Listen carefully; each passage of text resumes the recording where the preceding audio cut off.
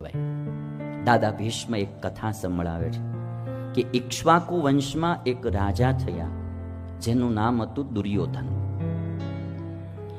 દેવ નદી નર્મદાની સાથે એમના વિવાહ થયા દુર્યોધનના, અને ઈ નદી થકી એમને એક કન્યાનો જન્મ થયો જેનું નામ હતું સુદર્શના.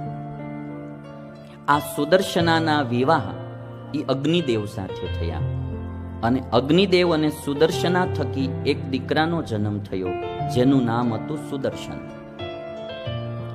હવે આ સુદર્શનના વિવાહ છે એ પાછા ઓઘવાનની પુત્રી ઓઘવતી સાથે થયા. એટલે સુદર્શન અને ઓઘવતી બે પતિ પત્ની હતા. સુદર્શને પ્રતિજ્ઞા કરેલી કે હું ગ્રહસ્થ ધર્મનું પાલન કરતા કરતા મૃત્યુને જીતી લઈશ. એની પત્નીને એવું કહ્યું કે આપણે કોઈ દી કામના નહીં કરવાની, કામ પ્રગટ નહીં થવા દેવું, કોઈ દિવસ ગુસ્સો નહીં થવા દેવો, કોઈ પણ અતિથિ આપણી ઘરે